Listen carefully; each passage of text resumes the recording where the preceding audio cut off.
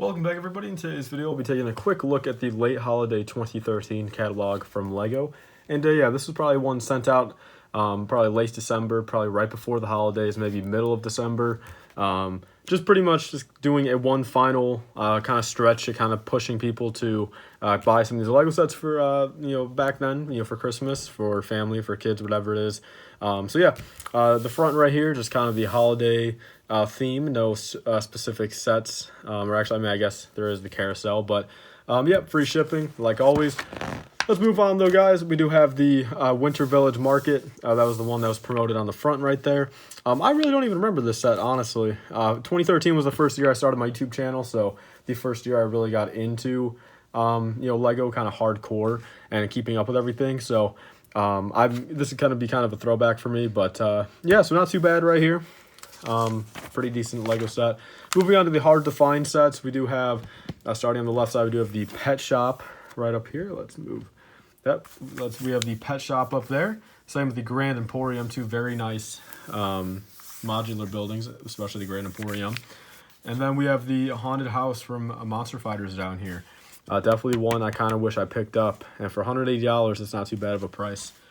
Then we do have the Town Hall right here, kind of a bigger modular, $200 instead of $150. Not too bad right there, a little plain, if I do gotta say so. Then we have the Palace Cinema right here. Definitely another very nice modular. This was a very nice page of modulars, very nice year for them. $150, not too bad at all. Moving on to the iconic sets for expert builders. We have the Volkswagen T1 camper van for $120. I like that. Not the biggest fan of it, though. Definitely one of the better trains they've come out with over the last couple of years, the Horizon Express for $130. I really like that set. I really like trains in general. Then we have the Tower Bridge down here, $240 for 4,300 pieces, so very nice price per piece, although it is, kind of in the micro scale form. Then we have the Sydney Opera House up here. I remember when this set came out, a lot of people were going crazy over it. Nothing I would ever want to pick up, but for what it's worth, it looks very nice. Then right here we have the Sopwith Camel, $100, 883 pieces. Very nice. Very, kind of, specific for some collectors. Probably really liked that set. I'm not one of them, but I respect all that are fans of that set. Moving on, we have some Ninjago sets over here. This is actually very nostalgic to me, too. The Hover Hunter. Remember, I parted out like probably 20 of these back in the day. Then we have the Thunder Raider up there. Let's focus in. There we go. Then we do have the Ninja Copter right here. So I do remember this set as well. Another one I probably parted out maybe 3 or 4 of throughout the years. Moving over, we have Galaxy Squad. This was the first year of them. I guess we do have, actually this is a little throw-in for Galaxy Squad. So I guess we have the Hive Crawler, which I actually have built upstairs. We have the Eradicator Mech, then the Crater Creeper, which I do have a sealed one of still, so that's pretty cool. Then we have a couple more Ninjago sets on the flip side. The Nindroid Mech Dragon, another one I parted out a whole bunch of. Kai Fighter I parted out a bunch of. And then the Overborg Attack, I don't really remember too much of that. So there's all the Ninjago stuff.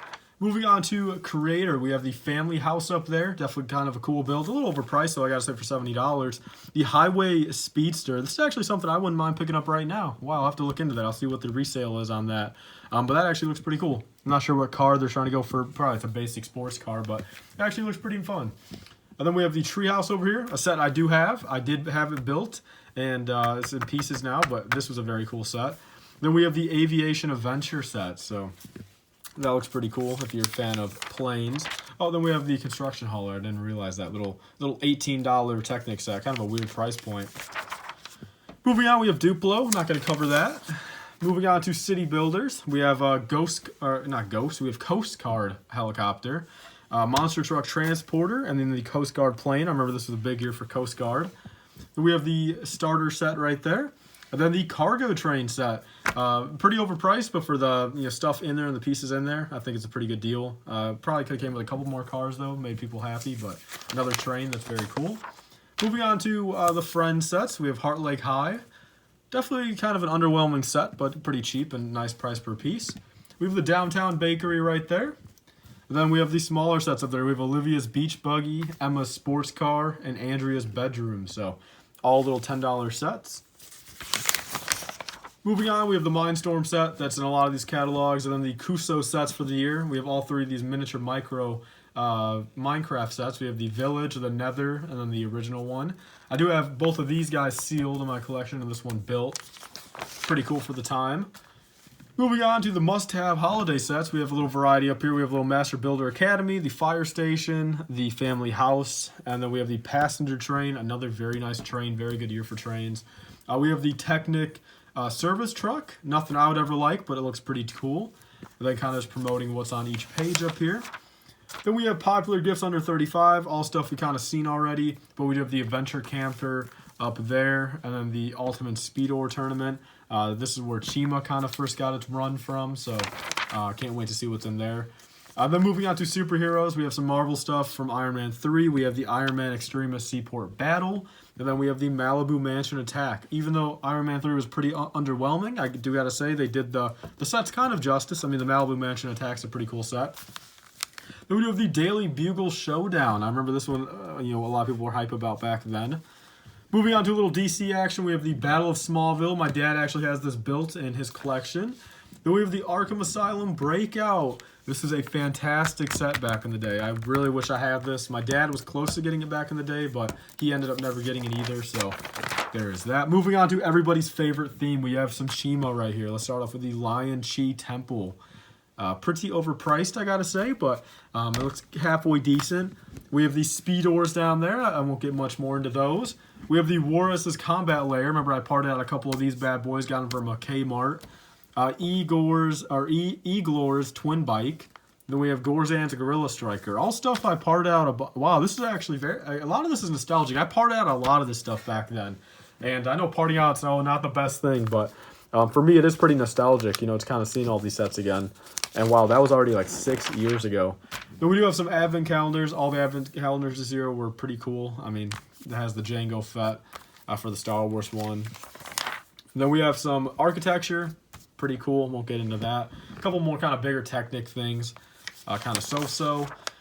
Then let's move on to the Lord of the Rings. It looks like we have, or maybe the Hobbit, or I guess a little bit of both. I guess it's just Hobbit, I guess. We have the Mirkwood Elf Army. Very cool set with a lot of minifigures in there for only $30. Pretty hype set. The Dol Guldur Ambush. Pretty nice set as well for the minifigures for $20. Laketown Chase. I do have a sealed copy of this. I remember a lot of people were very excited about this. I've personally never seen all the Hobbit and Lord of the Rings. I've seen a couple of them, but not all of them. We have another little Galaxy Squad throw-in. Then we have the Dol Guldur Battle. 800 pieces for $70.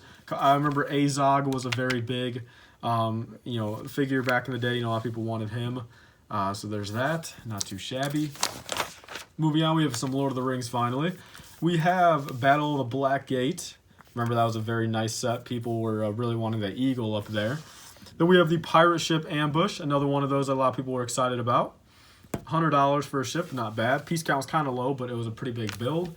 Then we have the Tower of Orthanc. Another very exciting set people liked, that were Lord of the Rings fans. Then moving on, we have the Council of Elrond. I do have a sealed copy of this as well. This is a very nice set back in the day. Introduced a lot of new parts and had a very nice part out. That's all I can remember on that. Then let's move on to Star Wars. We're coming down to the last couple pages. This is a pretty short book. It's only about 40 pages in the end. But I guess we have the AT-T right here. The gunship on this side. We have the HH-87 Starhopper, the Jack-14 Stealth Starfighter, and then the Jedi Defender class cruiser. Definitely one of the last perfect years for Star Wars, I think. I think once you hit about 2014, 2015. Well, actually, I guess 2014 was pretty good. Yeah, 2014, all the Revenge of the Sith stuff came out. So I don't know. I mean, 2013 was halfway decent. I mean, with the AT-T and gunship, of course, the highlights of the year for kind of the main wave. Then we have the R2-D2 Ultimate Collector Series. Something I want to go back and get for sure, unless they come out with a new one, but definitely a good UCS set. Then we have the Ewok Village, stayed on shelves for a long time, very sought after set, people really like that. The Red 5 Starfighter X-Wing, I do have this one sealed, just like I do all the May the 4th promos. This one came out May the 4th that year. But we do have, this is the original Death Star still, because the newer one came out, or the re-release came out in 2015, so there's that. And then I know the backside will have my address and everything, so I'm not going to put that up there, even though actually it is the exact same address. So, yep, then we have the Winter Village Market again, and that's pretty much all for this catalog, guys. So leave your comments down below what some of your favorite sets are out of this catalog. And, yeah, happy holidays to you guys. I know it's coming up on Christmas. Not sure when this will be uploaded, but probably right around the late holiday as this one is intended on. So yeah, I'll thank you guys all for watching. Please like, comment, and subscribe. Stay tuned for us. See you guys later. Bye. 5% off on your next LEGO purchase. Be sure to use code LIFEBRICK. That's capital L-I-F-E BRICK at republicbricks.com for 5% off your next order. It'll pretty much pay for your shipping or get you a couple dollars off. They sell old LEGO minifigures, sets, mystery boxes, and more. I've got a couple of videos on my channel showing the products. So be sure to use code LIFEBRICK on your next order for 5% off.